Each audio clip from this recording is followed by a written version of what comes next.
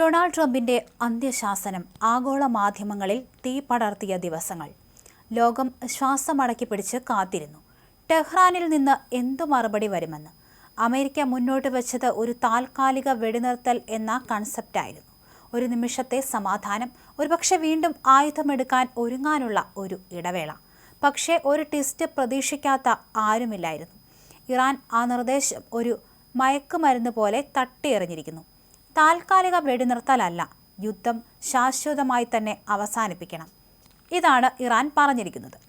താൽക്കാലികമായ സമാധാനം ഒരു താൽക്കാലിക മയക്കുമരുന്ന് പോലെയാണ്. യുദ്ധം വീണ്ടും ആളിക്കത്താനുള്ള ഒരു ഇടവേള മാത്രം എന്നാണ് ഇറാൻ ഉറക്കെ പറഞ്ഞത്. ഹോർമൂസ് കടലിടുക്ക് താൽക്കാലിക വെടിനിർത്തലിനായി തുറക്കില്ലെന്ന് അവർ തീർത്തു പറഞ്ഞു. ഒരുപക്ഷെ ഈ മേഖലയിലെ ഏറ്റവും വലിയ സൂപ്പർ പവറിനെ പോലും ഞെട്ടിക്കുന്ന നിലപാടായിരുന്നു അത്.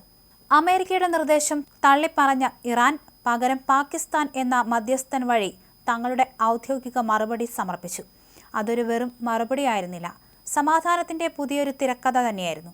ഇറാൻ മുന്നോട്ട് വെച്ചത് ചില പ്രധാന നിബന്ധനകളാണ്. ഇവയൊന്നും ഒരു സാധാരണ നയതന്ത്ര ചർച്ചയിലെ ഡിമാൻഡുകൾ മാത്രമായിരുന്നില്ല, മറിച്ച് ഒരു പുതിയ ലോകക്രമത്തിലേക്കുള്ള ചുവടുവെപ്പായിരുന്നു. അത് ഇങ്ങനെയായിരുന്നു: മേഖലയിലെ നിലവിലുള്ള പോരാട്ടങ്ങൾ പൂർണ്ണമായി നിർത്തലാക്കണം.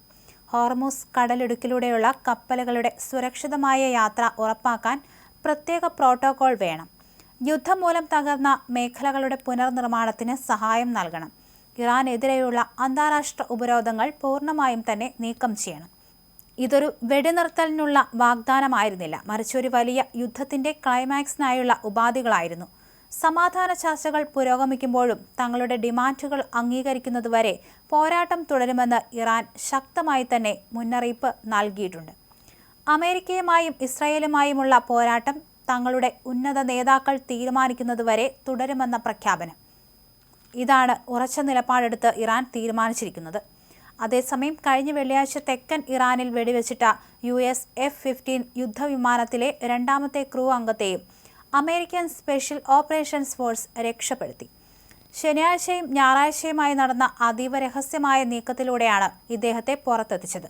അമേരിക്കൻ ചരിത്രത്തിലെ തന്നെ ഏറ്റവും സാഹസികമായ രക്ഷാപ്രവർത്തനങ്ങളിൽ ഒന്നാണിതെന്ന് ഞായറാഴ്ച രാവിലെ ഡൊണാൾഡ് ട്രംപ് പ്രഖ്യാപിച്ചു. സൈനികർക്കാർക്കും തന്നെ പരിക്കേറ്റിട്ടില്ലെന്നും അദ്ദേഹം വ്യക്തമാക്കി. രക്ഷപ്പെടുത്തിയ ഉദ്യോഗസ്ഥന് ഗുരുതരമായി പരിക്കേറ്റിട്ടുണ്ടെങ്കിലും അദ്ദേഹം ഇപ്പോൾ സുരക്ഷിതനാണെന്ന് പ്രസിഡന്റ് സ്ഥിരീകരിക്കുകയും ചെയ്തു. ഇറാനിയൻ സൈന്യത്തിന്റെ കണ്ണുവെട്ടിച്ച് മലനിരകളിൽ 24 മണിക്കൂറിലധികം അദ്ദേഹം ഒറ്റയ്ക്ക് കഴിഞ്ഞു. ശത്രുക്കളുടെ പിടിയിലാകാതിരിക്കാൻ 7000 അടി ഉയരമുള്ള മലനിരകളിലൂടെ അദ്ദേഹം സഞ്ചരിച്ചതായും റിപ്പോർട്ടുണ്ട്. CIA ഉദ്യോഗസ്ഥർ പൈലറ്റിന്റെ കൃത്യമായ ലൊക്കേഷൻ കണ്ടെത്തുകയും പെന്റഗണിന് കൈമാറുകയും ചെയ്തു. അമേരിക്ക പൈലറ്റിനെ നേരത്തെ തന്നെ രക്ഷപ്പെടുത്തി എന്ന തരത്തിലുള്ള തെറ്റായ വിവരങ്ങൾ ഇറാനിൽ പ്രചരിപ്പിച്ച് ശത്രുക്കളെ കബളിപ്പിക്കാനും CIAക്ക് സാധിച്ചു. ഡസൻ കണക്കിന് വിമാനങ്ങളാണ് ഈ ദൗത്യത്തിനായി ഇറാനിയൻ അതിർത്തിക്കുള്ളിലേക്ക് പറന്നത്. ചില വിമാനങ്ങൾക്ക് നേരെ ശത്രുക്കളുടെ ആക്രമണം ഉണ്ടാവുകയും അവ താൽക്കാലിക എയർഫീൽഡുകളിൽ ഉപേക്ഷിക്കേണ്ടി വരികയും ചെയ്തു. ഒടുവിൽ അയച്ച 3 അധിക വിമാനങ്ങളിലാണ് കമാൻഡോകൾക്കും പൈലറ്റിനും അവിടെ നിന്ന് പറന്നുയരാനും സാധിച്ചത്. പക്ഷേ ഇതെല്ലാം അമേരിക്കയുടെ തന്ത്രമാണെന്ന് ഇറാൻ പറയുകയും ചെയ്തു. യുറേനിയം മോഷ്ടിക്കാനുള്ള ഒരു തന്ത്രമായിരുന്നു അമേരിക്ക ഇതിലൂടെ ഒളിപ്പിച്ചു വച്ചത്. പൈലറ്റ് അവിടെ ഒളിച്ചിരുന്നത് മൂലം യുറേനിയം എവിടെയാണ് വെച്ചതെന്ന കാര്യത്തിൽ അമേരിക്കയ്ക്ക് വ്യക്തമായ തെളിവുകൾ പോലും ലഭിക്കാൻ സാധിച്ചു എന്നാണ് ഇറാൻ പറഞ്ഞിരിക്കുന്നത്.